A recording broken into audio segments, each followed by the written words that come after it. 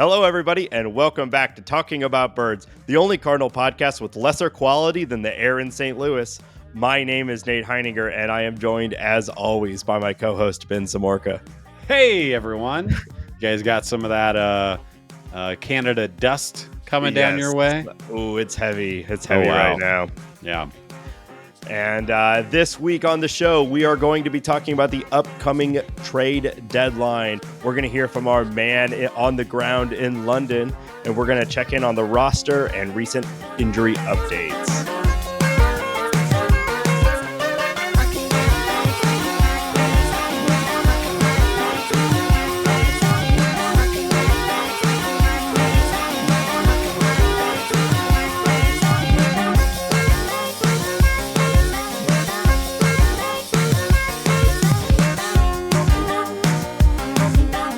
If you have an idea for the opening bit, tweet us at Talk About Birds.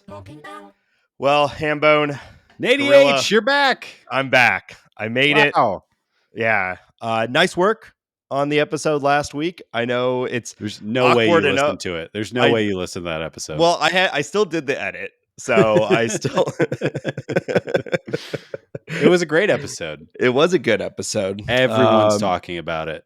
Oh, it's all. I mean, I've been hearing it replayed. It's on the Billboard charts. Oh, wow.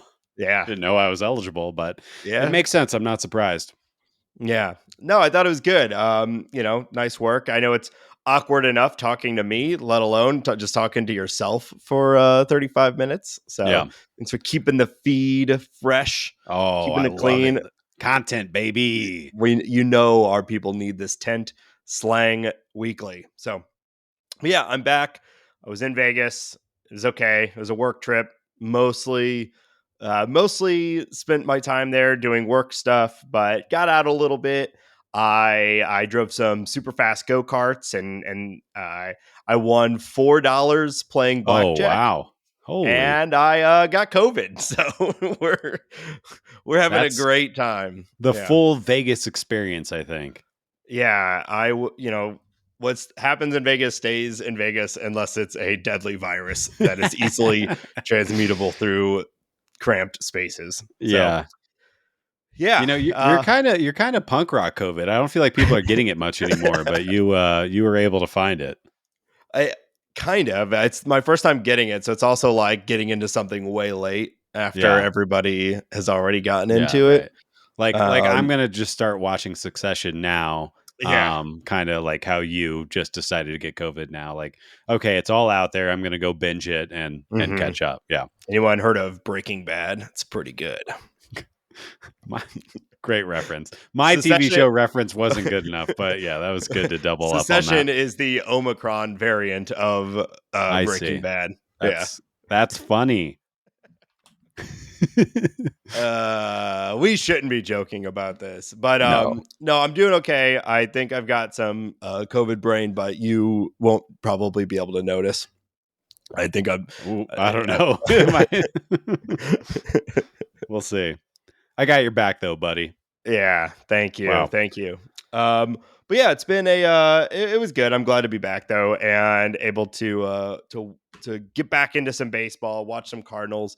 And now as the calendar's about to turn into January, now we can start to legitimately talk about the trade deadline. Everyone else is doing it, so we have to do it too, right? Yeah, before we did, I wanted to bring up one thing, because this is a baseball podcast first and a food podcast kind of second.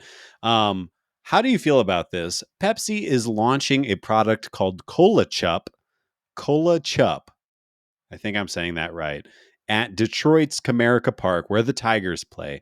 It is a Pepsi flavored ketchup that you can now order on your dogs in Comerica Park up there in Detroit. How do you feel about this? Frankly, it sounds like an abomination. Frankly, second time we've done that joke. Yes.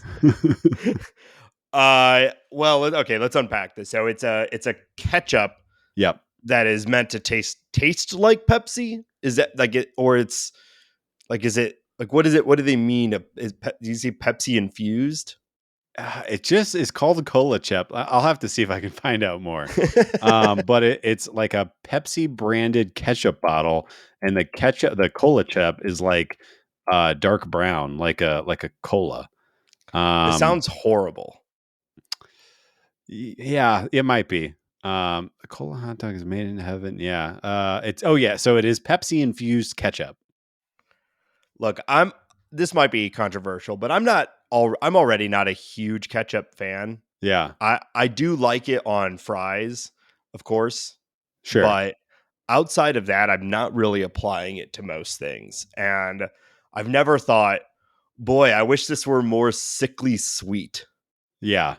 Yeah, I think I agree with you. It's also available at Chase Field in Phoenix, Yankee Stadium, Target Field in Minneapolis, and I already said Comerica. But anyways, we're not sponsored by Pepsi. I just thought that was Yeah, interesting, and I think you're right. It's kind of an abomination. yeah. I don't know. You seem like a little hurt that I'm like blasting the cola I don't chip. know. I feel like your sick ass would like something like this because you're a sick little freak. But no, I think I align with you. I like my hot dogs the Chicago way. Ketchup is for children. So, uh, no, thank Man, you on a hot dog. I had a really really nice Chicago dog recently. It was fire, as one might Yeah, say. nice. Pickle Was this? spear, Yeah, relish, so on and so forth. Huh, don't even get me started. I've been on a bit of a pickle journey over the last few years. I think Yeah, we've talked last about time this you were in before. town, you called yourself a pickle pal several times, and I was trying to drive past that comment, but you I definitely I've said that. I've become a bit of a pickle pal. It's I true. know. Yeah, I disliked them my whole life, and I've been on a pickle journey, a bit of a pickle renaissance. And you know what I had the other day? I had a a hot pickle. dog with a big ass pickle on it, Ben. Oh, that's sick, That's bro. right. A little bit of barbecue sauce. It's having Barbecue a good time. sauce. Yeah, Yeah. that sounds great. Good for you. Yeah. Welcome Yeah. to I don't know, the rest of your life. Something that Yeah. everybody else has been doing. I don't know. Not everybody. Do you Yeah, okay. I have nothing to say. But I guess I'm proud of you. Pickles are good. I'm becoming aware of that. So thank you. Thank you for being a part of my journey. Hey, yeehaw, giddy up. Am I right? No. Let's talk about the trade deadline. Yeah. So Ken Rosenthal put out an article that is all the hubbub right now. It's Will a you hack. give? Yeah, will you give? Hey, we like Ken No, Rosenthal. no, Remember, he's good. He's good. we saw him at the when we were in Boston last year Yeah. for that game. We all shouted at him, and he gave us a polite nod. So Yes. we're And basically best slightly friends. annoyed, I think. We were probably drunker than we thought we were, but yeah, he was I into it. like to think he recognized the difference in our Yeah. group of drunken fans compared to all of the other groups that were yelling at him. Yeah. Could tell there was something about us, something different. Yeah, we're special. But yeah. So why don't you will you break down just sort of like the high key marks of Yeah, the yeah. I article? mean, it's pretty simple. It's not even that long of an article, and of course, I recommend if you don't have an athletic subscription, Katie Woo is worth the price of entry, and you get a little Ken Rosenthal and some other great writers. Anyways, essentially, what he's saying is that the Cardinals need to stop being so cautious and Mhm. to essentially pick a lane and drive that lane hard. And what he was suggesting was essentially a mini fire sale of maybe even not that many. But moving somebody like Paul Goldschmidt, who I think, would be likely the Cardinals' biggest asset right now. I think we could talk about that a little bit because Nolan could be in there. I mean, Jordan Walker might have the highest return, but I actually really think it's probably Paul Goldschmidt. He's coming off the MVP. He could slot in really well with a couple of teams like the Astros, who obviously have the playoffs in mind, like the Phillies, who are pushing hard. Now, one of those teams has better prospects than the others, but he's saying move him, move Nolan Arenado, essentially positing the idea that if you trade Goldie, Nolan is highly likely to waive his no trade clause, which I think is probably right. Yeah. Nolan would maybe like package me with Goldie wherever he's going, I'll go, or Yeah, right. find me on a winner. he was also suggesting that the Cardinals move on guys who are in their final year of control with the Cardinals, pointing out Flaherty, Jordan Montgomery, and Jordan Hicks, of course, and then kind of using those to reestablish, citing the depth in the minors with the high end pitching that we've talked about that is a year or two away. And then obviously the outfield and infield glut that exists right now would have its way to kind of matriculate. And then ideally you go, with those trades, you get back some young arms to come back to the Cardinals. So I think I'm obviously paraphrasing. There's a lot more in it, and it's well written and an interesting read for sure. But that's really the meat of what he's talking about. Yeah, which, you know, it's not a particularly new idea, but Ken Rosenthal just does a good job of breaking it all down. I think this debate of should the Cardinals trade Goldschmidt has been really going on for at least a month now, right? Once it became apparent that maybe this season isn't going the way that we all hoped it would, we would do, maybe it's time for the Cardinals to completely blow it all up. And I think you and I have discussed this a little bit already, but I figure we can dig in now. Part of me does, like, I totally get what Ken Rosenthal is going for here. And there is the sort of like, I don't know, like MLB The Show or Out of the Park baseball, the like the grand baseball strategy games that are out there, where like there is part of my mind that really does like this idea of like, let's break it down and let's go into full rebuild mode. Can you imagine what we could get for Paul Goldschmidt? Can you imagine what we could get for Nolan Arenado? We've seen some teams do this in the past decade or so, and it's turned them into the juggernauts that they are now. And I get it. And there's part of me that like enjoys just the wheeling and dealing of a super active trade deadline.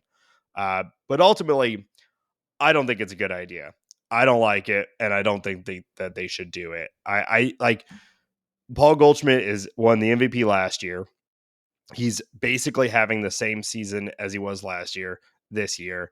Sure, he's probably going to decline next year, but he's still an elite talent. We'd be doing all these trades hoping that someone else just becomes Paul Goldschmidt when we've already got Paul Goldschmidt. We'd be trading a bunch of people hoping we can get the next Arenado when we've already got Nolan Arenado. I'm more of the mind of let's extend Paul Goldschmidt and make sure that he finishes his career in St. Louis and we just have him locked in, because even though he's going to, slowly lose his talent, like I think we all can see that his aging curve is a good one, and one that like he's going to retain. He's going to retain some value, like I think deep into his 30s. Of course, who knows, right? But like the approach and all of that makes me think he's going to be good into his late 30s. So I don't know. I get it, but I just like I don't think they should do it. What are your thoughts? Yeah. Well, so I guess I want to talk. There's a couple other things in the article that I think are important to bring up before I make my 2 cents known. And it's Ken Rosenthal is also critical of the Cardinals' inability to land the big fish in free agency, which I think this podcast could not agree more with. He's right. Hammer hits nail. Great job. And then he also talks about if Mozeliak has a soft underbelly to his skill set, it is those mid-tier free agents that he's brought in that just haven't worked out. I think that you could argue, while we're not mad about the Wilson Contreras signing, I think you could argue that they overpaid Wilson Contreras. Dexter Fowler didn't work out. He was about $80 million. Mike Leake didn't work out. He was about $80 million. Brett Cecil really didn't work out. He was about 30 or 40 million bucks. And Andrew Miller, Steven Matz isn't really working out. Steven Matz. Wow. Now I didn't even want to say Steven Matz because at least Steven Matz is performing well in the bullpen for 8 innings or whatever. So I'm trying to be positive there. We still like Steven Matz, but you can't say it's worked out yet. Tell you what, though, his numbers in the bullpen, he's looked a lot better. So then if the Cardinals can't get the big fish, and they're bad at signing free agents, and then you trade away Flaherty, Monty, and Hicks, who are free agents at the end of the season anyways, do the Cardinals then go and try to sign some other version of Flaherty, Monty, and Hicks, because those are going to be gaps on the team coming next year. You need a strong bullpen, and you need 5 viable starters who I would like them to be over the age of 23. Not because I think our prospects are bad, but I think relying upon 5 guys under the age, with Liberatore being the most seasoned veteran, and Miles Michaelis worries me. Yeah. So what are they going to do? I think the biggest criticism in I think the whole article is, and it kind of walks around this, is can the Cardinals properly evaluate free agents that have not played with the team in the past? Because of course, I think you would you do the Matt Holliday signing 1,000 times over. I think that was one of the more underrated free agent signings in the last 10 years. But outside of that, and not to mention he played with the Cardinals before they signed him. Outside of that, Also, it was it's more than 10 years ago, but yeah, right. Yeah, geez, you're right. 20 years, I guess I have to say yeah. now. Yeah. Time keeps moving. So yeah, I don't know. I will say, to answer your question, no, I don't think the Cardinals should blow it up. I mean, honestly, I still don't think that this season is over. The Cardinals have about a 13% chance of making the playoffs. We'll talk about Hunter Green and the Reds later. Cincinnati is going to start fading away. Milwaukee has not really played solid baseball all year. Pittsburgh has completely fell off. And I think the Cubs, we talked about this 2-3 months ago. The Cubs are going to start selling guys here soon. Cody Bellinger is going to be gone. We'll see what else happens, but I think the Cubs are going to start breaking it down, which is funny because they have the best run diff and arguable team in the Central. But I don't know. I still think the Cardinals, if I was the Cardinals, I would push in this year. I do think that they need to diversify their flipping portfolio, though. We don't need 8 quad A MLB outfielders or whatever the combination, or however you want to evaluate them. Make your decision. Don't be afraid to make another Randy Arozarena. Go get the guy that the Cardinals need right now. Tarek Skubal, whoever it might be. And I don't even know if he's healthy right now. I don't But think make a so. decision, evaluate your in-house players, and go get the thing that you need to fill in. And ideally, the move that they're making to move somebody like a Moises Gomez or Dylan Carlson or whoever is getting you a pitcher that has control for at least a couple of years. So that's where I'm at. Yeah.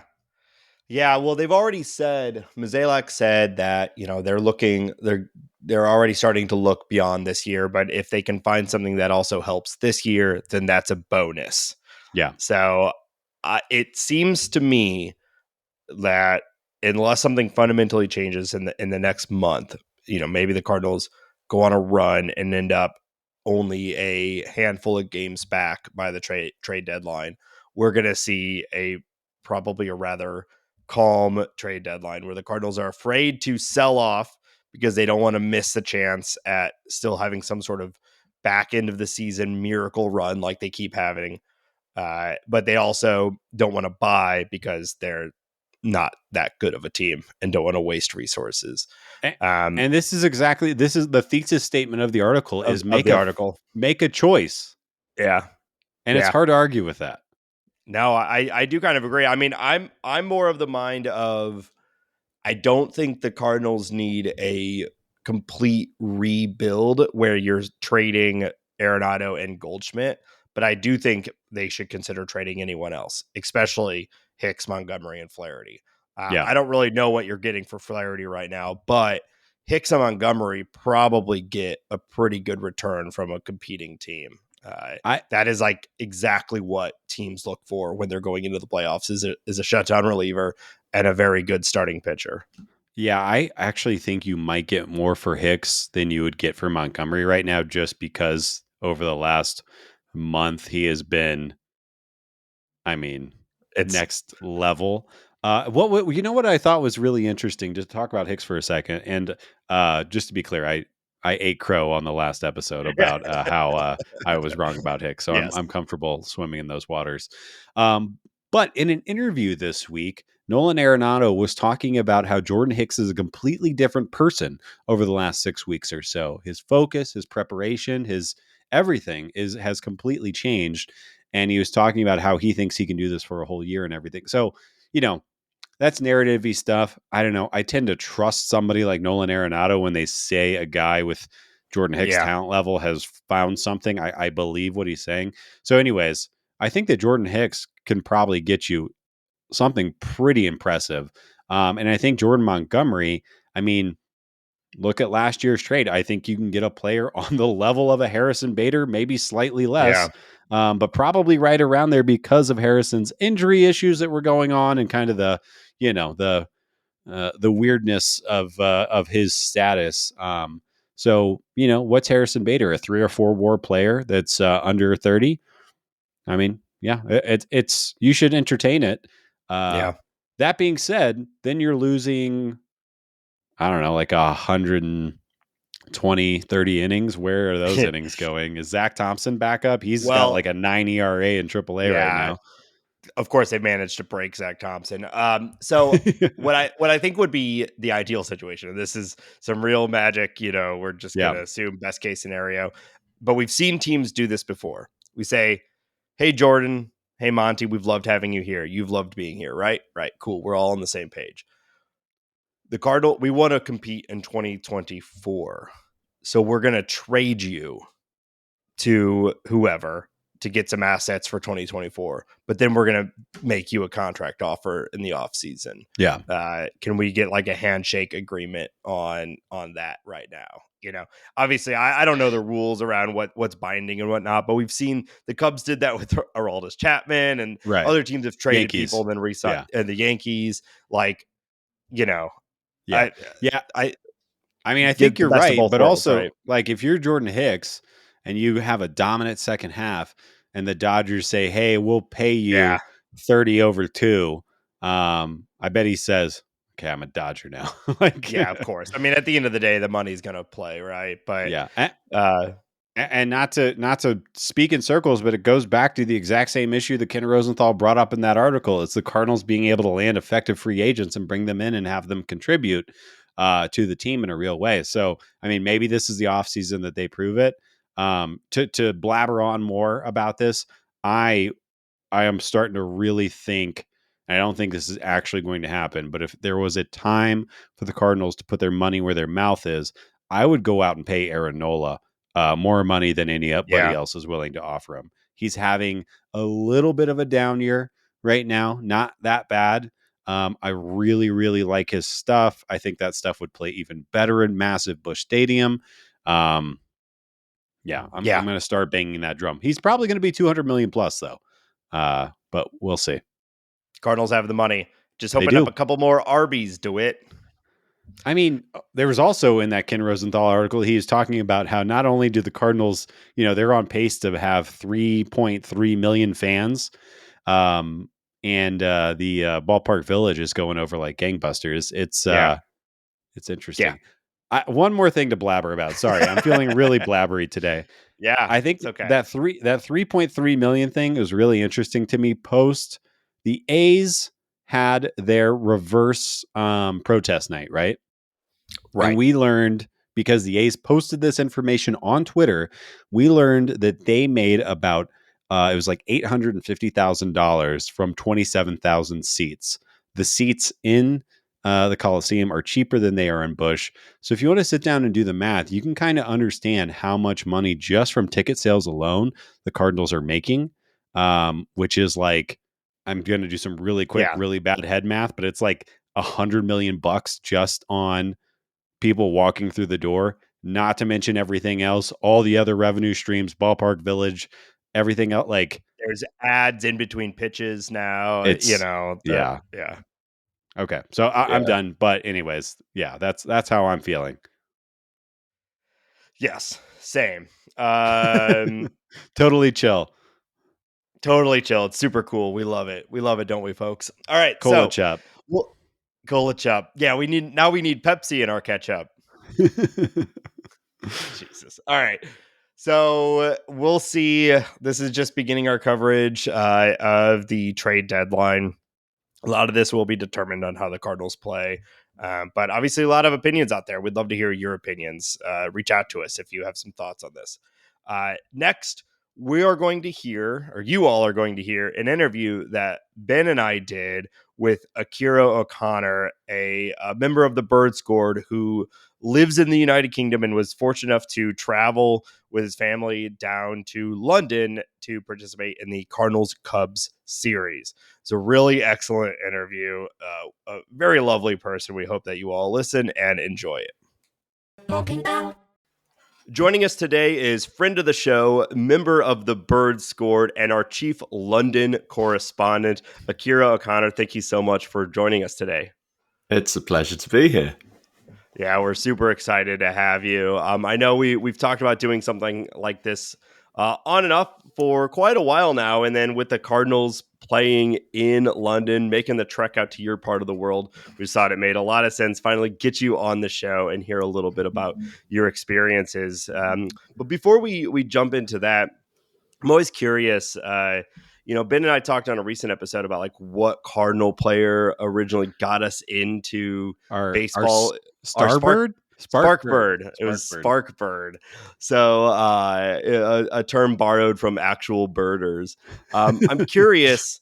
What originally got you into baseball? How did you become such an ardent baseball fan, and then specifically the Cardinals? Okay, well, to go back to the Sparkbird thing, I think my Sparkbird is probably Rick Ankiel. Nice. Oh, wow. Super weird. All right. I don't think he's many people's Sparkbird, but yeah, I was a postdoc at WashU between the years of 2008 and 2010. So I naturally went along to Busch Stadium a few times and just fell in love with the kind of the vibe, the culture of baseball. It's quite unlike anything I'd been to before, I guess. I mean, the closest is perhaps Test cricket, which is the version of cricket that takes 5 days. Okay. Yeah. But yeah, it's kind of nothing's happening. You can kind of read a book, have a chat, and then suddenly everything happens, and you're like, whoa, what just happened there? So yeah, I kind of like that kind of dynamic nature of it. Quick cricket question, because I know nothing.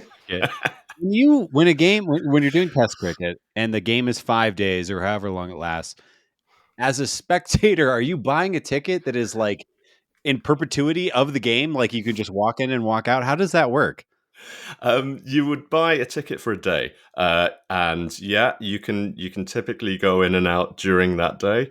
But yeah, I mean, you would also bring a paper, you'd bring beers. You usually have a limit on the number of beers you can bring into the stadium. You get a few gimmies, and then you have to start paying the man for your booze. But yeah, it's an experience. Yeah, I think I would like to do that. Maybe. Yeah. I think that sounds great.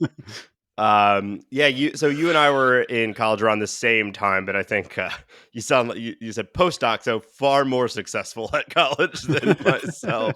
But pretty small window, and in that time, you still found enough time to get to the Busch Stadium as a newer stadium at that time too, and essentially fell in love with the game just from going to the live product. Yeah, that's right. I mean, it also helps going to a beautiful new stadium that has facilities like I'd never been to at a soccer ground in the UK.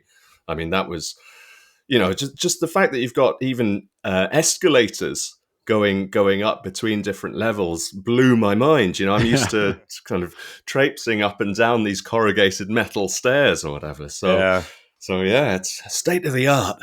Yeah. I'm curious. So you're a baseball fan in the UK. Are you evangelizing people? Are you showing people you work with, friends, videos on your phone of, oh my gosh, look at this crazy play by such and such? How does that work? How do you interact with people around you locally with baseball? Do you try to sell it to them? Yeah, I mean, it's a bit of a lonely experience, and this is Hmm. something I suppose we'll get into with talking about the London series and how it kind of you cast away all of that loneliness and commune with your people for 2 days, you know. But most of the time, yeah, it's kind of late nights, staying up late, falling asleep during games, and then when good stuff happens, I have one or two friends who are kind of receptive to watching a video of a great third base play by Arenado on my phone, but other than that, it's a pretty personal, pretty kind of onanistic affair. Right. Well, yeah, and I can see how, like, what you're talking about, the highlight play made by Nolan Arenado. I would imagine there's that's somewhat universal, right? Like what he did is physically impressive, but a lot of baseball has to do with the history and the context and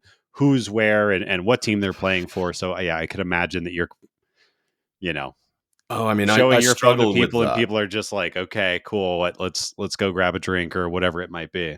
Yeah, I mean, I think probably that stuff is lost on me too. You know, I've been a Cardinals fan for 13 years, which is maybe, well, no, for 15 years, but that's probably 15 years too few to appreciate a lot of the references that people are making and the kind of historical stuff that people talk about. So yeah, it's hard. It's especially hard not having the kind of coverage over here. You know, Right. Yeah. I will check the Guardian website. You know, where I get a fair amount of news, and they might have a baseball article every once a week, maybe. And it's usually drawing heavily from stuff from the Associated Press, so it's a bit kind of like, Right. yeah, Filtered. Yeah. yeah. Yeah. So Honestly, I'm kind of surprised that there's even one a week. I would have expected that it just was non-existent. So I don't know. yeah, I mean, and again, this is why the London series has been so important because the sports writer with the most peripheral knowledge about baseball in every kind of sports desk is having to write a baseball article this week, and so Yeah, it's There's I'm trying definitely to four bases. yeah, I'm trying to think of like Derek Gould being forced to write a cricket article Yeah. or something here in St. Louis. Yeah, I think that's Derek Gould had his work cut out for him in London. I think he was speaking to a lot of these British sports journalists, kind of giving them a primer on baseball I bet. before, before they were having to submit their pieces. I bet. Yeah, that's really interesting. So what's your read on the popularity of baseball in the UK and the EU broadly? Do you think it's growing at all, or this is really just a niche fan base that is being served by something like this? Oh, I've been mulling that question over in the run up to the London series, and then in the few days since. I've been thinking, well, who was there? Who was there? And it Yeah. was a mix of US holidaymakers who've come over specifically Hmm. for the baseball, or who have timed their holidays to the UK so that they can, take in the sights and then also go and see a baseball game. There's a bunch of expats who've chosen to live their life on this side of the Atlantic, and then there's a few British baseball nuts, and the enthusiasm of the British baseball nut is not to be underestimated. Yeah. There's a really vibrant community. It's small, and there's a kind of grassroots baseball league system, which is, I mean, it's funny because people are having to kind of mark out their own baseball grounds and Right.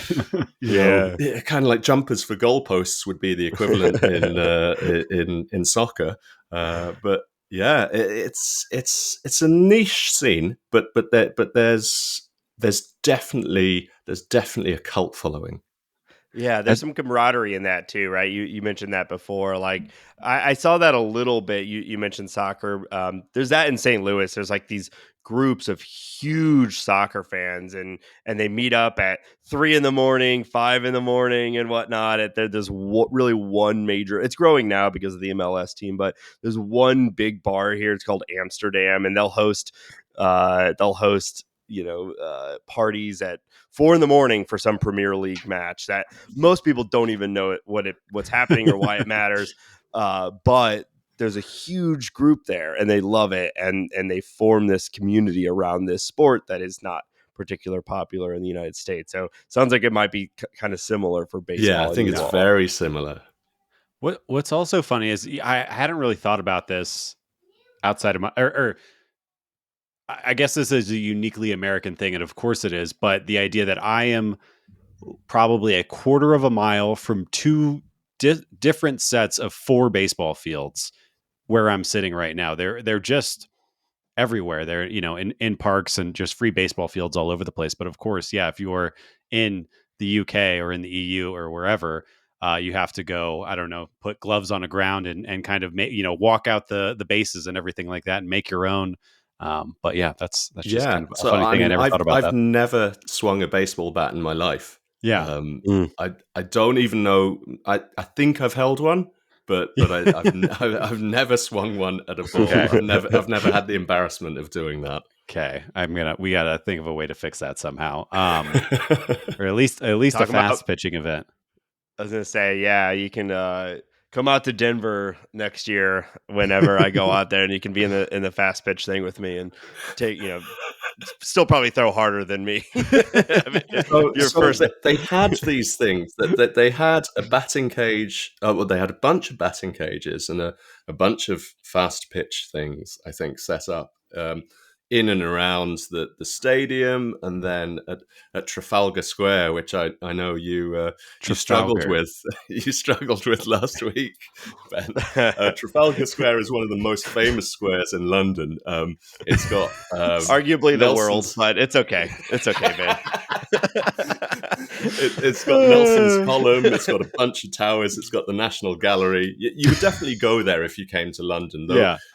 Yeah, kind of noticing your confusion, I was like, yeah, why would you actually have heard of Trafalgar Square? It's a place you'd go without really hearing about it. And I'll point out to you, you're not the first person to correct me after that last episode dropped that I sounded like an idiot. So noted, looked it up, locked it in, and and when I come out to the UK, I will be going to Trafalgar Square, and hopefully I just said it right. But you are not the first person to say something along those lines. So speaking to London Stadium and kind of the whole setup that was around there, you said there were batting cages. I was wondering if you could just kind of paint us a picture of what the stadium experience was like as far as amenities, getting to your seat. The stadium was obviously built for footy. So the stadium kind of the circular nature of it kind of doesn't totally lend itself to being set up for baseball. But if you could just kind of give us a lay of the land and understanding of how it was. Yeah, I mean, I'll start right at the beginning, which is leaving where we were staying to get on the tube to go to the stadium. And you guys came into London to stay for the game? That's right. So my parents still live in London, so we brought the whole family down. We're staying at my parents' house. We brought my parents to the game. So we're going there en masse, all dressed in red or in Cardinals uniforms. Nice. And as we're walking to the tube station, which is about 30 tube stops away from where we ended up, we're aware that this is perhaps a day when that loneliness gets lifted, it gets blown away. So we're looking out for baseball fans everywhere, and so it was just like the sight of maybe a slightly too baggy T-shirt. And we're like, oh, maybe they're going to the game. Someone wearing a cap. Like, oh, I wonder. But of course, it's all false alarms, and we're on the tube, and for the most part, just trundling along, and people are wondering what sporting event is happening in the summer. because the football season stopped and all Right. that. Yeah. So eventually, about, I don't know, five or six stops from Stratford, which is where London Stadium is, we start seeing this kind of sea of baseball humanity kind of emerging. And honestly, it was one of the most emotional sporting experiences I've had that is not tied to a result or to some kind of achievement. It was just this seeing people in Cubs hats, but seeing people in Braves outfits and in Mets gear, and it was just like, wow, this means something to people. This is something that people have travelled for, whether or not they support the two teams involved. So then, of course, we get to the stop, and I've long since stopped like tipping my cap to all of the people who I think might be in baseball here, just to see if I get a reaction out of them. Like, hey, are you in the club? Are you in the club? Yeah, that's right. Yeah. It literally Stop looking at me, guy. And so you walk to the stadium, and yeah, it's just this carnival, this party atmosphere. I've never seen so many. I've never seen another Cardinals fan in the UK in person, and suddenly to be overwhelmed with them was amazing. So yeah, you get to the stadium, and I thought honestly it would be a bit like a football game where you had the same old catering. But maybe they'd stuck a slice of American cheese on the burger that you might get. Hell yeah! But honestly, it was amazing that this kind of import of really good quality kind of ballpark food. So there were and beer. You could drink beer everywhere. That's another huge difference to football. You can't drink beer within view of the pitch in a soccer ground. I am beside myself learning this. Yeah, it's because of bad behavior. Yeah, too many deaths. that hasn't led to good things in the past. So they've just stopped that. So there are other sports where you can do it in cricket, you can do it in rugby, but to be able to do it from a cup that someone has poured out of a beer container that they're wearing on their back is just like, what is this experience? So yeah, and then of course you get in, and you're exactly right, Ben. There's seats in not great places that are making up the capacity of the stadium. So you've got huge numbers of seats in centre field, right field, left field, in two tiers, and it's a bit kind of like, well, that can't really see what a pitch looks like from here. There seemed to be some different angles too, and they obviously it was not they didn't make a whole new seating system bespoke for this event. It was kind of slapped together a little bit. Yeah. But they did make a whole new baseball pitch that they laid on top of the football pitch, which was absolutely amazing. I mean, I gathered there were issues with the bounce, and that led to a few more errors, perhaps for the fielders. It was the field. It was definitely the field that was the problem. A lot of people were giving Ali Marmol trouble for. I think people were saying he was making excuses before the game even started because the field was weird and this and that. But it's like, well, both teams are playing on the same field, so it doesn't really matter. So I mean, it was, but. Yeah, I mean, the show was amazing. It was getting into the game. It was like a kind of greatest hits album of baseball experiences. So there was, I mean, we don't have baseball culture here, right? So there is, we can't say, well, we've got to do it the British way. Got to do it the American way, but it's like, well, we'll do this thing We'll do the mascot race because people want to see that. Yes, And then very entertaining. we'll obviously do the seventh inning stretch, but we'll also do Sweet Caroline. And so people did that in the eighth inning. It's so funny. Yeah, it was on the one hand, it felt a bit like, well, this is a bit too kind of manufactured. But I mean, that's exactly what it was. You're playing baseball in London. What else is it going to be? Right. Yeah. Do you feel like this was something that, like everyone, is this making new fans? This happening, or is this playing to the fans? Does that make sense? Yeah, both. Cool. I know that's a weak answer. No, that's I mean, I'm glad to the hear. answer we want in the kind of modern polarized media environment. But that, yeah, I mean, obviously, it made people like me happy. Yeah. Delighted to see it. But I brought the kids along, and the kids, my daughter wasn't. She's 9. She wasn't really into what was going on the field, but she was reading the match day program and she was giving us all of these facts afterwards. So she's found her baseball niche. There's a place for people like her in baseball. Absolutely. Yeah. Yes. So yeah, she more was so really than most proud of sports, that. right? Yeah, that's awesome. My son just, I mean, we were over in St. Louis last year, and you know he's into baseball, but it's kind of given him that kind of that shot in the arm, the kind of, yeah, he's really into it.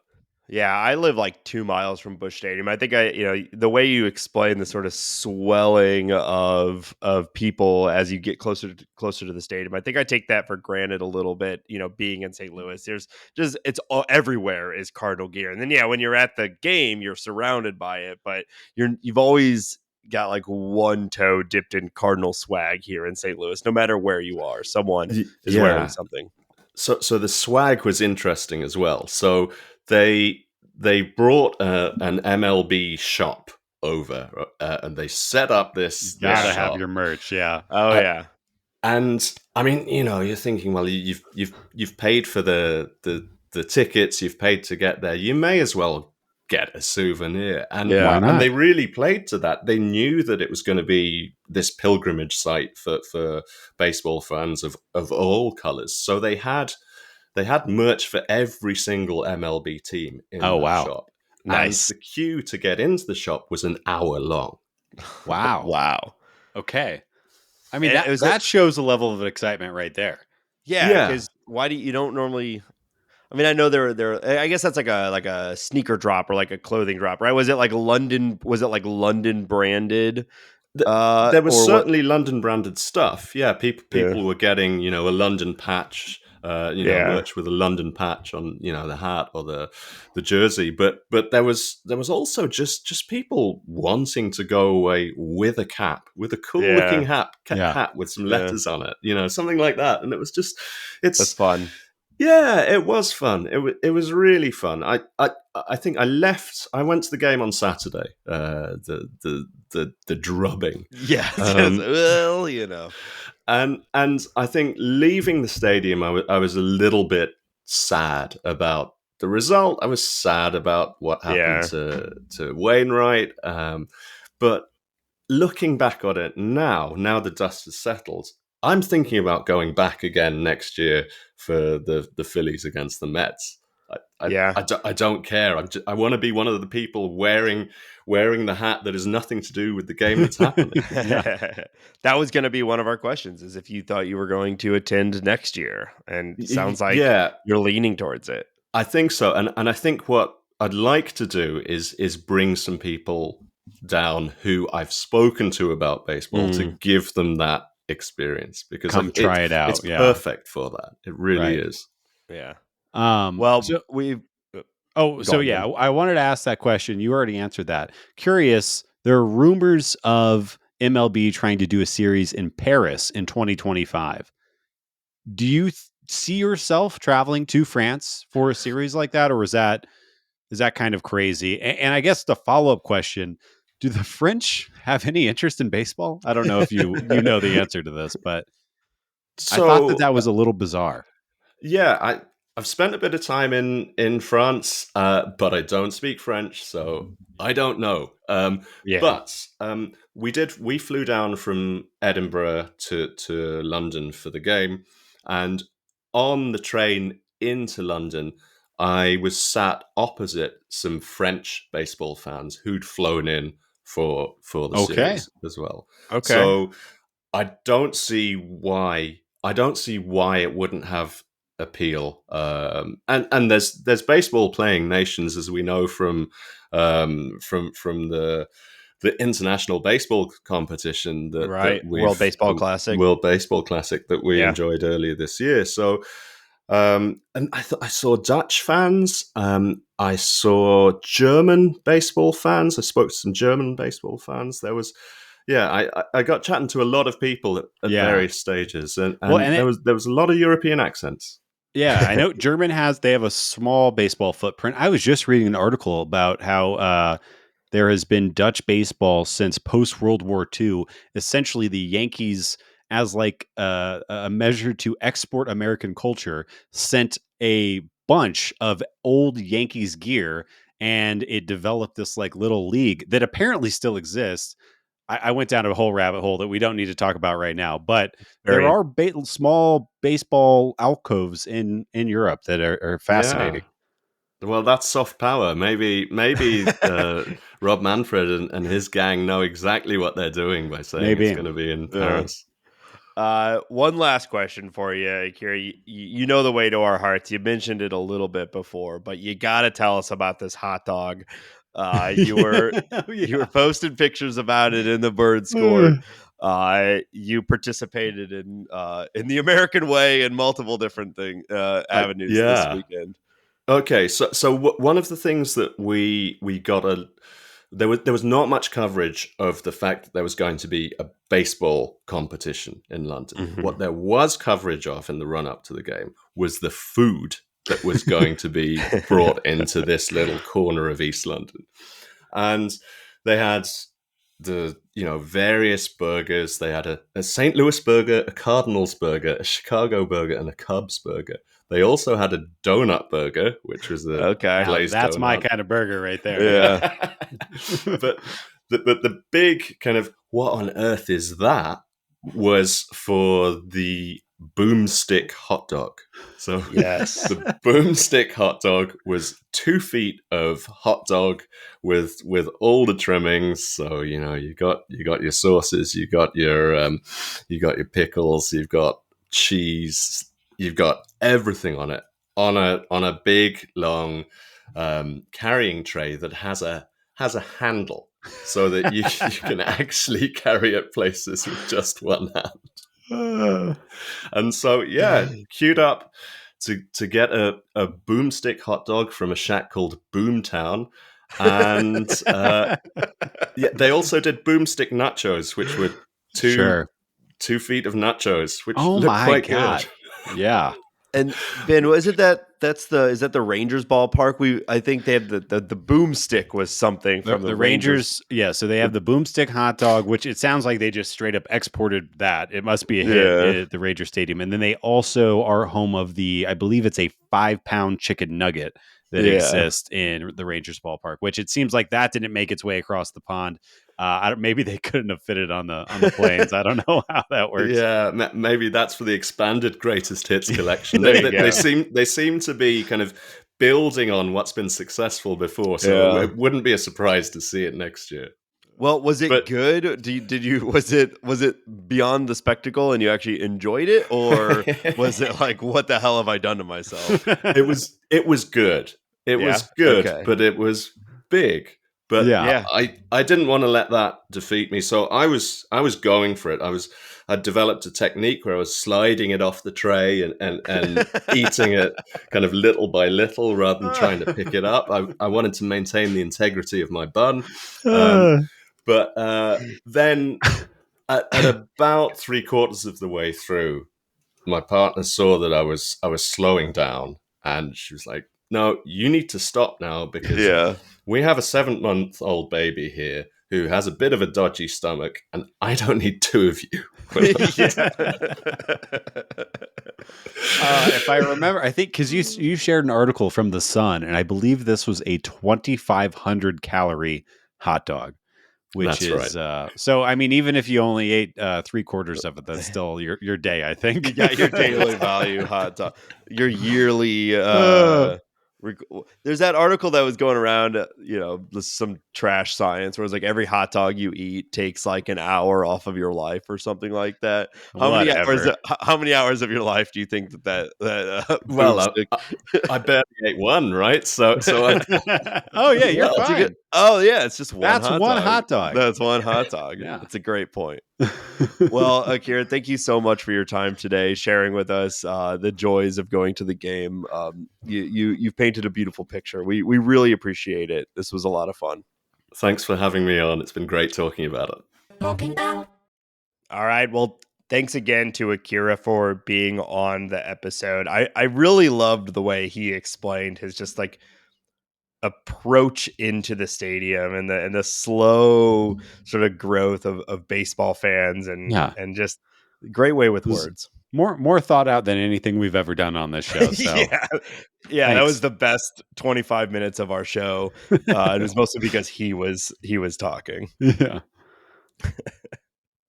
Well, after we have some more things to talk about. We're going to talk about the recent injuries and roster movement. But before we do, we want to remind everybody that this show is supported on Patreon, patreon.com/talkingaboutbirds. If you've enjoyed the show and want to support us, just a couple bucks a month, anything at all, it really, really helps. And we truly, truly appreciate it. Supporters of any level get access to the Bird Scored. We've talked about it a lot on this episode. It is our private Discord server. Listeners of the show getting together to talk about the Cardinals and really anything. Conversation gets pretty ranging on there. We've been talking about wiffle ball today, which has been fun. And if you want to support us in another way, you could consider trying to leave us a review on your favorite podcast platform. That also helps. So once again, patreon.com/talkingaboutbirds. Ben, where can people follow us online? Yeah, make sure to follow us on Twitter at Talk About Birds. We're on Instagram at Talking About Birds. You can listen to us on Spotify if you prefer that. We're on TikTok.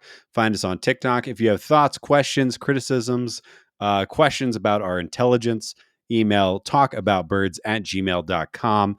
And if all of that's too much, you can just go to talkingaboutbirds.com. Find all of those things again at talkingaboutbirds.com. Talkingaboutbirds.com. We will have that domain as long as we have it, as long as we can, until some bird watching website offers us like $50 for it. Talkingaboutbirds1.com. Talking about birds. That's good. Mm-hmm. We'd better talking about birds.nate. That's good also. Yeah. That one's just for you. Nate content. All the Nate heads out there. Yeah. Yeah. All right, Ben, we've had some injury updates. You want to run us through it? Oh boy, have we ever, Nathan. By the way, Is it Nathan or Nathaniel? Come on. You got to know that. It's Nathan, right? Yes. Okay. Yeah. Okay. So, I mean, I don't think we don't talk about it that much on the show. This might be a big reveal. Ben and I are cousins, so we've spent our entire lives together. I don't know you like that. Yeah, it's Nathan. All right. People call me Nathaniel, but they're wrong when they want to pretend mad at me. But I just ignore them because that's not my name. Nathaniel Heininger. Yeah. Mm-hmm. Cool. That's sick. All Benjamin. Right. Yes. Bartholomew? Is it Bartholomew or Benjamin? Yeah. Bartholomew. Okay. Mew. I can't even say it. Mule. Bartholomew. Eon.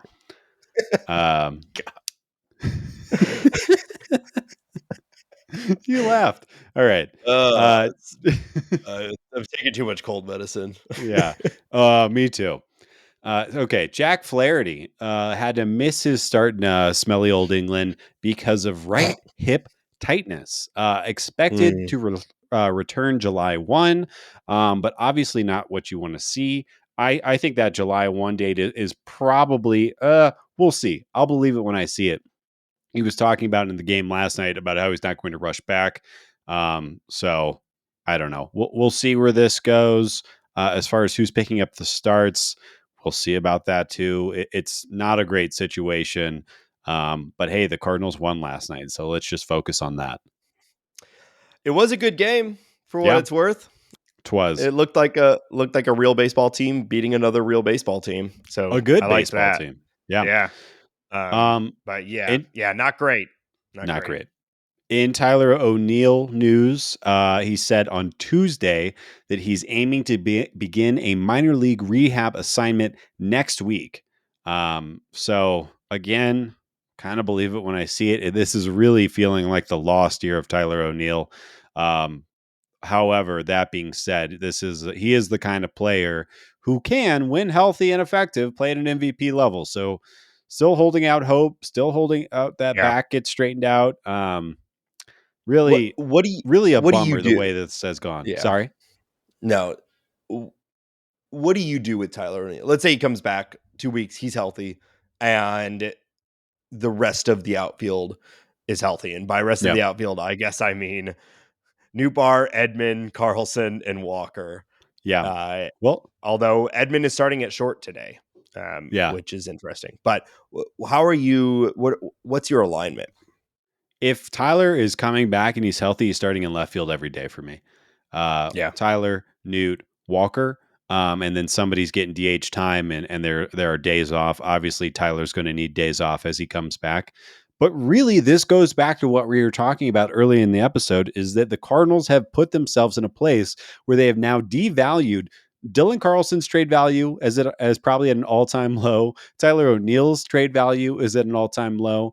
And that's because they could have traded these guys for Sean Murphy, maybe in the offseason, but instead they held on to all their cards. Those guys have been injured and or ineffective. And now here we are with a bunch of guys that you're going to trade for 50 cents on the dollar. It doesn't make any damn sense. So, but to answer to answer what you're trying to say though, yeah, I put him in left. And let it ride because I do like Tyler is still the guy. I mean, let's not forget his StatCast numbers, what he can do when he's being patient at the plate. And he's a Gold Glover. Like and it's not just StatCast numbers. I mean, 2021, like that was an MVP caliber season. It was, yeah. Like it's not just the only reason I say that is a lot of times people say like, you say like, look at the underlying numbers, and that's like an excuse to wave away like results. And you and I are both big fans of looking at the underlying numbers, but Tyler O'Neill isn't just an underlying numbers guy. He's also done it like at a high level with the results at the professional level. So, I mean, we all know it. It's been incredibly inconsistent, and he's often injured. But like, he has a ceiling.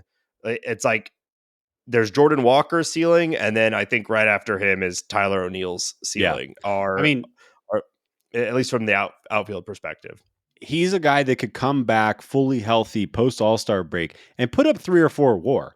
Now, I'm not guaranteeing, but he has, like, that's what you're talking about. He could do that and put the team on his back, the offense on his back, so to speak. And then, like I said, play the best defensive left field in baseball or close to it.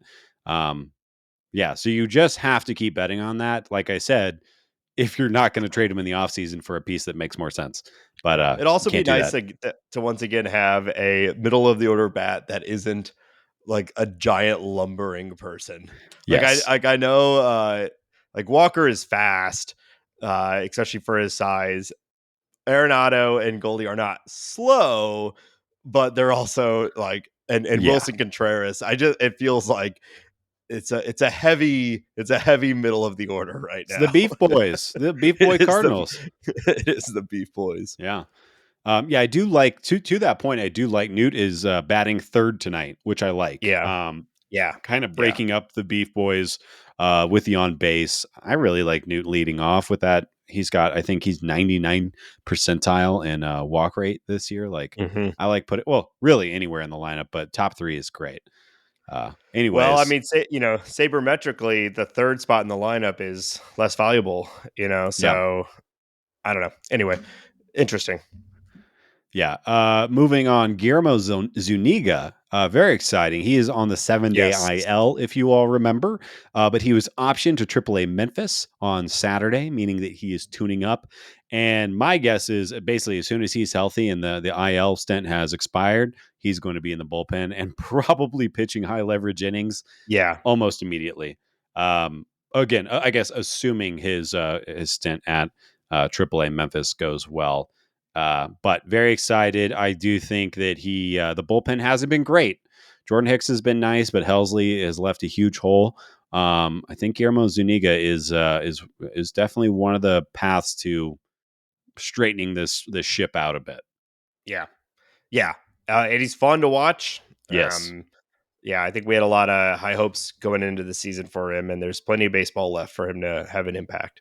Yeah, absolutely. And then outside of that, Tink Hintz and Victor Scott II are going to be representing the Cardinals in the All-Star Futures game this year, which is very, very exciting. I think Tink Hintz probably a slam dunk. Everybody probably saw that one coming, but Victor Scott having a really, really nice year, just got himself promoted. I believe we talked to Kyle about him a while back on a episode in the past, and a guy that's got a really interesting tool set, very fast, slap hitter, stolen bases, all that kind of really exciting stuff. So good for Victor Scott. He's got 50 stolen bases already Yeah. in Yeah. 66 games. So pretty cool. We'll see what happens there. But yeah, very, very excited for Tink Hintz and Victor Scott II. Yeah, it's fun. Yeah, Tink, I mean, it's pretty fun to watch. It's incredible. I'm got all my fingers and toes crossed, everything just, there's no such thing as a pitching prospect. There's no such thing as a Yeah. pitching prospect. But it's fun, And Yeah. yeah, Victor Scott, I remember Kyle being very, very excited about him. And that speed, especially with these base paths, if you see what Oakland with that guy Estieri Ruiz, he barely is hitting the ball, but he Yeah. just had his 40th stolen base. He might steal So 80 this year. Yeah, it's pretty yeah, exciting. That being said, Acuna yeah, might steal 60 or 70, so it's I pretty know. exciting for stolen bases I know this year. Acuna's right behind Estieri, and he also has, I think Estieri has one home run, and Acuna Yeah, has like 17 or 18 now. So yeah, pretty yeah, impressive. yeah. Well, still, there's the game is allowing for more speed these days, so maybe Victor Scott can come up and make a mark. That'd be a lot of Yeah, fun. yeah, he'd be a guy that I could even see the Cardinals like Terrence Goring, if a postseason run actually happens, but have him be the 26th man just because he has to be the fastest guy in the organization. Yeah, But we're really putting the cart ahead of the horse there. But yeah, maybe. we are. I always think it's interesting when a guy's like MLB debut is on a playoff roster. It's pretty They fit cool. this like very specific niche need. It's usually the fast guy, but still like that's a path to the majors, just being the really fast guy. Hey, Terrence Gore But has a still, ring, so Yeah, that's and he's still around. yeah. Yeah. All right, so now let's check in on the series that are coming up. We've got the Yankees coming to Busch Stadium for 3 games. Uh, Always love to see the pinstripes and the birds on the bat play each other. Oh, crikey, mate. I don't know why I did that, but yeah, Yeah, very exciting. Yankees are in an interesting spot. They have had since Aaron Judge has gone down with his toe issue, which I don't know if you saw, but the Yankees yeah. announced it was actually torn a little bit ago. A torn They're off. toe. Torn toe. Yeah, they just ripped it Torn off. toe. Yeah, torn Ugh. toe. Torn toe. The toe, torn toe. Ever since their offense has just absolutely cratered. The good news for them, they still have Garrett Cole. Their pitching is okay. Their bullpen is fantastic. But they're just not the same team right now. So I do think this is probably good news for the Cardinals, a very weakened Yankees team coming into Busch Stadium. The bad news is, Cardinals fans don't get to see Aaron Judge, but I don't know. I guess we'll be fine with that for one series. Depends on what you want out of a baseball game. Do you want your team to win? That's good for the Cardinals. Do you want to see one of the best players of the last 30 years? Probably. Then, well, sorry. Yeah. I saw a stat the other day that since Aaron Judge has gone down, Giancarlo Stanton has a WRC plus of 5. Woo. Yeah. That's 95% worse than league average. Yeah.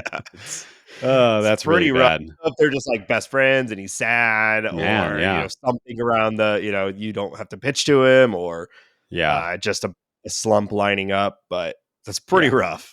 Not great. What will be great, Harrison Bader's going to get a standing ovation at least once, right? I feel like he'll get a pretty raucous cheer for him. I think so, and he deserves it. He was a fan favorite, even if he never really had the full extended moment as a star in St. Louis, but everybody loved him, and I think rightfully so. It was a really fun player. That's my guy. Mm-hmm. Great hair.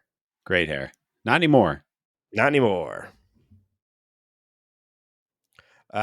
Cool. Well, and then surprisingly, a bigger challenge. The Cardinals are going to Miami to play 4 against the Marlins. We get to see our old friend Skip Schumacher.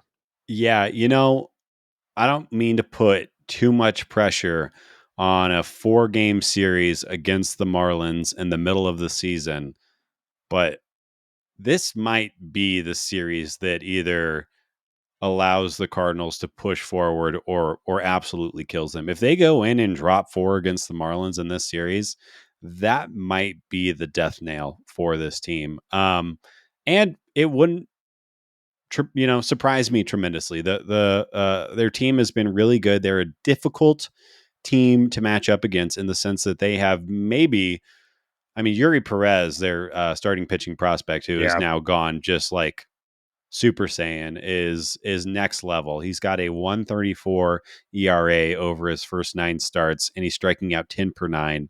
And they have 20. And he's 20. And they have other great starting pitchers as well. AJ Puck is having a good year for them as their closer. And I'm sure, unless you've been living under a rock, you've been paying attention to Luis Arias, their second baseman, who is trying to hit 400 this year and just having a great year. But they're very contact forward. They don't strike out a ton. They're on base all the time. They're quick, and they got enough power to make you angry. Jazz Chisholm just came back. Is back. Yeah. I really do think this is a very important series for the Cardinals at this time, the way that they're playing, the way that the Cardinals are playing. And, the Skip Schumacher of it all. I don't know. It's kind of a big deal. Yeah. Yeah, it's going to be a tough series. It's a really great pitching team. In 4 games in their ballpark, they're kind of going the inverse Cardinals right now. Everything is clicking for them really well, and and they've got guys returning from injury that are really helping out. And Array is hitting 425 in June. Whew. Pretty good. He might do it. I think I saw Dan Zabrowski and Fangraphs gave it a 2% probability of Arias hitting 400. That's higher than you would think, though. It's really, really hard to do that. And the offensive environment now compared to the last time somebody did it is I don't not think even the same. So, anyways, it would be cool. He's got a 70-point lead on Acuna, who is second in the batting title chase. So, even ending in the 370, 380 would be quite the accomplishment. Yeah. Kind of amazing. Yeah. Well, let's check in with some news from around the league. What have you got for us, Ben? Yeah. We got quite a bit of news, so I'll try to run through it quickly. Hunter Green, freak show, amazing pitcher for the Reds, is out likely until August due to an issue with his right hip. So, the Reds have been hot. I do think they just don't have enough pitching. And with Hunter Green going down, I think this is really going to hurt the team. You can have Ellie De La Cruz all day, but you still need to pitch, especially in that ballpark. So, bummer for the Reds, bummer for baseball. Hunter Green is like, it's kind of must watch for my money, but going down for a while here, and hopefully he comes back at some point soon. Yeah. I mean, it just sucks when you see someone like that. Pitching is hard. Pitching is hard and bad for you. Speaking of disappointments, the Mets ace Max Scherzer has reportedly said to the media that he is open to waiving his no trade clause. If you remember, he's on the final year. I think he's making like $43.33 million this year. And with the Mets' terrible first half of the season, they're in the same boat as the Cardinals are in right now. Essentially, as far as their position in their division, but they have teams like the Braves in there and the Marlins and the Phillies in their division, which just make it so much further away. So would not be surprised if we see the Mets do a little bit of push-pull here in the second half of the season as far as selling off some of their players like Max Scherzer. And I think there's a lot of teams out there that could use a Max Scherzer. So I think that is probably fairly likely to happen. Yeah. He hasn't been having a great season, but it's still Max Scherzer.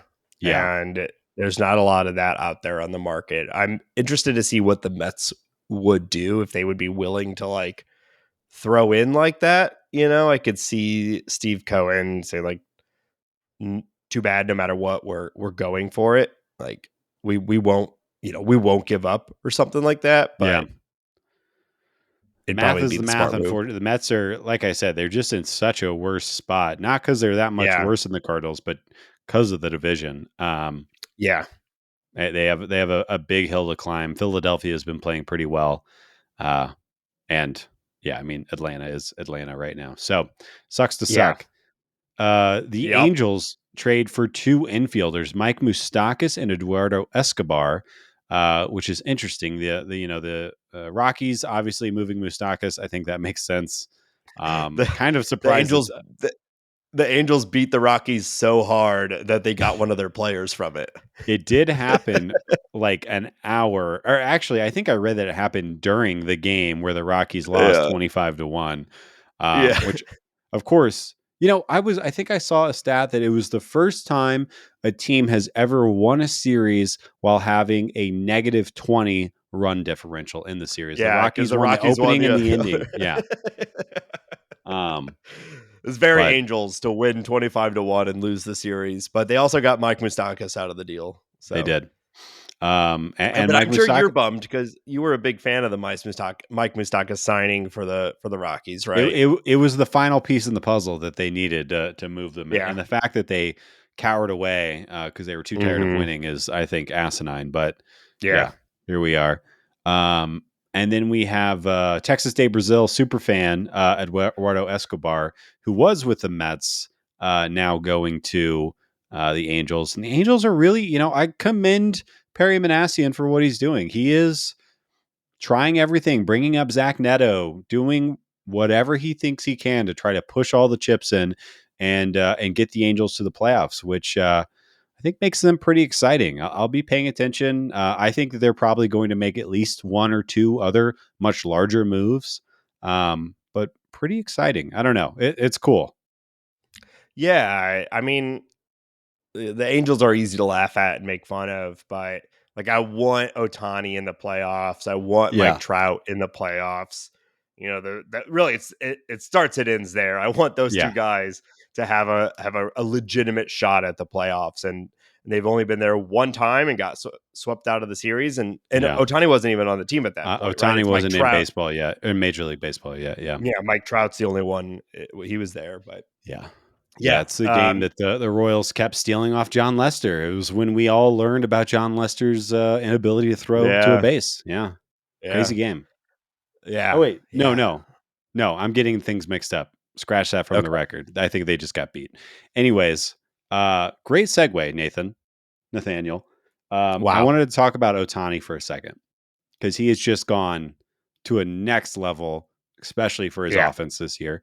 Ohtani leads baseball in homers right now with 28. He also has a 304 batting average, which is actually, if you look at his expected numbers, it's right in line. So this is true talent. He also has the 9th best expected ERA. He has the 2nd best K rate for starters in baseball, second to only Spencer Strider, who we know is a freak of nature. He also has 10 quality starts already on the season. And by the way, he has 11 steals. Ohtani could possibly have a 40 home run, 20 stolen base, 20 quality start year this year, which I think, I don't know this for a fact, but this has to be the only time that has ever been done or even close to have been done. I don't have anything else It's to say. incredible. It's just amazing what he's doing right now, and we can't talk about it enough.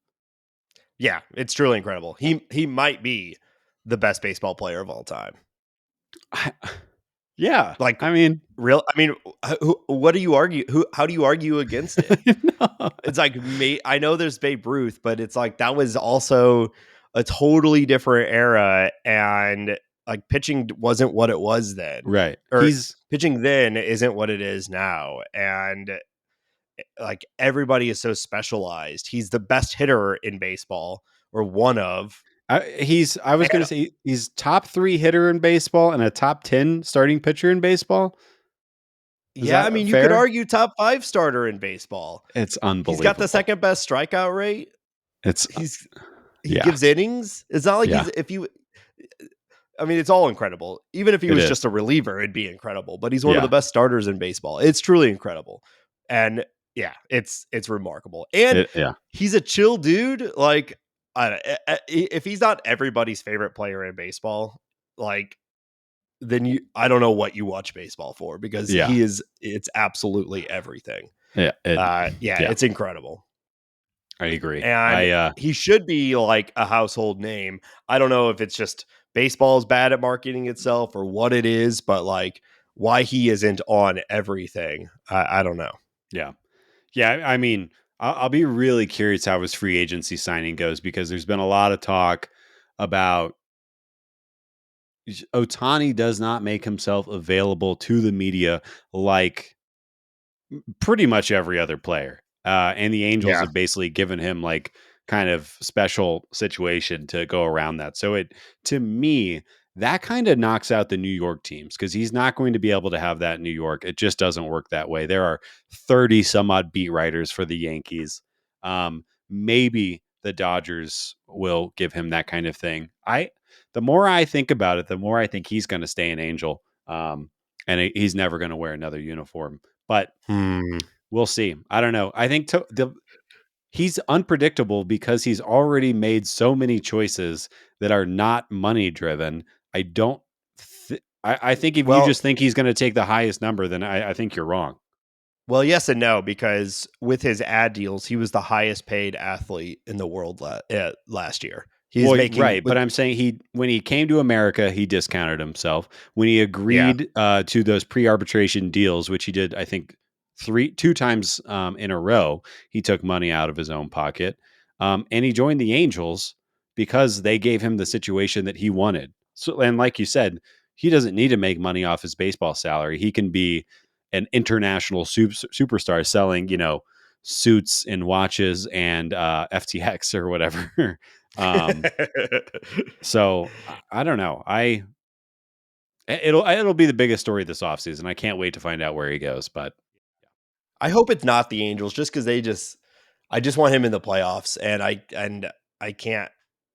I don't know. They don't seem anywhere close to it, other than having him and Mike Trout. But even Mike Trout is starting to age a little bit. Yeah. So yeah, it is funny that you can have arguably the 2 best players in baseball, maybe 2 of the best players potentially of all time. Yeah, really? Mike Trout's the best of this generation, and it's kind of not even close. And then Shohei Ohtani might be the best of all time, and it kind of is getting not close. And well, just go, shows you. I mean, they're both it's 2 out of 26. It's crazy. All right, Ohtani talk over. Rob Manfred says in an interview earlier this week, nearly 4 years later, after the Houston Astros scandal, he says perhaps he should have tried to suspend the Houston Astros players after all. What? What is he doing with this? Why is he out here? He is the worst. What is the purpose? What is the purpose of this? What are you trying to do? The man hates baseball. He's an idiot. I know he's just a little puppet for the owners, but it was free to not say this out loud. Yeah. And also the Astros and Dodgers right now, they're doing their own thing. They like now you're making the players answer these questions. Like, yeah, they don't need it. Yeah. You being bad at your job, why bring it up? Yeah. I don't get it. The current, like, it's fun to hate the Astros for the cheating scandal. I think we all will carry that with us for the rest of our lives, but most of those players are not there anymore. Right. Yeah. So now Jose Abreu and Jeremy Pena have to answer these questions. Jordan Alvarez, like guys that weren't even on the team. Yeah. It's silly. Yeah. Okay. Last piece of news. Kevin Cash of the Rays suspended Wander Franco for 2 games last week, saying that he handles his frustrations, or citing the way that he handles his frustrations and being a better teammate, emphasizing that Wander is a good kid and they will work with him to improve. And the only reason I kind of wanted to talk about this, I think it's somewhat noteworthy in today's game that a superstar like Wander Franco is getting benched, period. But I think the Rays and Kevin Cash handled this so much better than Ali Marmol and the Cardinals. And this is just like a little, hey, here's how we can do messaging. We're on this guy's side. We support him 100%. Here's a problem that we saw. And the team agrees. We're going to work on it and move forward. I don't know. It's nothing else I really want to say, but yeah. I do agree with you. And I think it just feels like a more specific piece of feedback for this player too. Like, accusing Tyler O'Neill of not hustling is incredibly vague, and also something that we know, or at least we thought had been a previous conversation around how Tyler O'Neill was going to handle his body and avoid injury. So it felt kind of like contradictory, or at least unfair to criticize him for something like that publicly. Whereas this, handling your frustration and being a good teammate, there's probably something very specific that happened. I didn't follow the story close enough to know, but either in the clubhouse or in the dugout or something, he probably did something very obvious and direct. And this is a response to that. And I mean, it's just messaged more clearly. There's a direct punishment and a show of support, and probably everyone moves on. And maybe Franco's better for it. I mean, if it really is that big of a deal that he needs to be suspended for 2 days, like, we all know these players that like that sort of reputation and that sort of handling of difficult situation has tanked their reputation and sometimes their performance. So, he's super young. It feels like he's been in the league forever, but I think he's 22, right? So something like that. Yeah. So, it can be the right thing to do. Yeah. 22. And I should correct myself, not suspended, benched. He was not like, that's a good point. Formally, it was just, he was not being played by the team. Yeah. All right. That's all I got for league news. All right. Well, we're going to end this week with a little game. Ben, this is something totally new. I spent the week in Vegas, and Vegas is a food city, and you and I like to talk about food, and I don't feel like I got to talk enough about it at the beginning of the episode. Wow. So I'm unveiling a new segment I'm calling Nate Ate. So on my first day in Vegas, I was fortunate enough to try this delicious buffet. It was full of all sorts. Oh my God. Oh, no. Really? Now? I prepared this whole other segment. The card shark's gonna blow it. Yeah, that's what can you do? All right. Well, Ben, I guess instead of my whole segment around, I really want Steven Spielberg to sue us for this so we can stop doing your stupid bit. I think we have to appease the card shark. I know how this works. Let me see what I got here. All right. Okay. All right. So if you're new to the show, I have a pack of baseball cards that I have opened and I will can't be believe reading. the card shark would be so kind as to hand those off to you as he swam by. He did. And he said he's going to eat you unless you get all of this right. Oh, no. All right. So I have a pack of cards here. And I know there's a bunch of our listeners like, oh, I wanted to hear more about Nate's food in Vegas. Yeah. Yeah. They're clamoring. Yeah. Getting the bird scored. Okay. So I've got some cards here. And I'm going to read the player's name. And it's up to Ben to tell me their position and what team they are on. Let's do it. Okay. So first one here, we've got Brandon Marsh. Brandon Marsh, center fielder for your Philadelphia Phillies, formerly a friend of Nice. Ohtani and Trout. You think they were friends? I don't know. He's a wet guy, so he seems pretty weird. All right. I find that so weird. He's got a good beard. You know what I'm talking about, right? Have we talked about the wet guy thing? No, I kind of want to just walk past it, but no, I don't know what you're talking about. He pours water on his head in between every inning to make his hair wet. He calls himself a wet guy. He started doing it in college because his hair was frizzy. I find it bizarre. Okay, so you've been saying wet guy this whole time? Yeah. I thought you were saying white guy. He is also a white person. But no, wet guy. W-E-T. He's a wet guy. Yeah. A wet guy with a torn toe. Wet guy, torn toe. Wet guy, torn toe. All right. Yan Gomes. Yan Gomes. He is a catcher for the Chicago Cubs. Very good. Little baby bear. Yes, chef. All right. You are appeasing the card shark thus far. Jackson Reitz. Jackson Reitz. Never heard of you, pal. I'm going to say that he is a relief pitcher for the Arizona Diamondbacks. No. He is... Where does it say it on this card? He plays for the Washington Nationals, and he's a catcher. All right.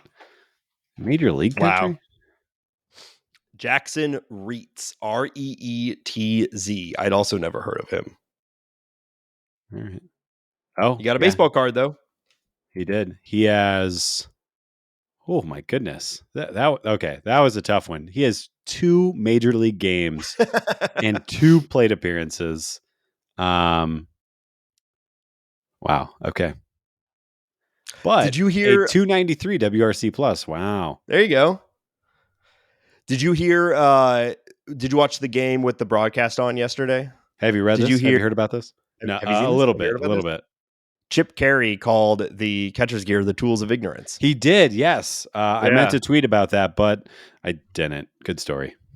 It turns out, if he's good for anything, it's hitting everything from our old-timey baseball slang game that we did earlier this year. Hey, there's a non-zero chance he's a listener. That's a good point. It's probably 0.01. All right. Connor Wong. Oh man, where are you right now, Connor? He is traded around like flapjacks. I'm going to say, wait, that's traded around like that didn't make any sense. I'm going to guess that's like one of the last things I would want to receive in a trade. Oh, I eat my flapjacks when I get them. I want them fresh. Yeah. You can reheat a flapjack. I'm going to guess. I mean, he's got so many teams under his belt. It could be the Angels. It could be the Mariners. It could be the Boston Red Sox. I guess I'll say Boston Red Sox because he's been all over the place.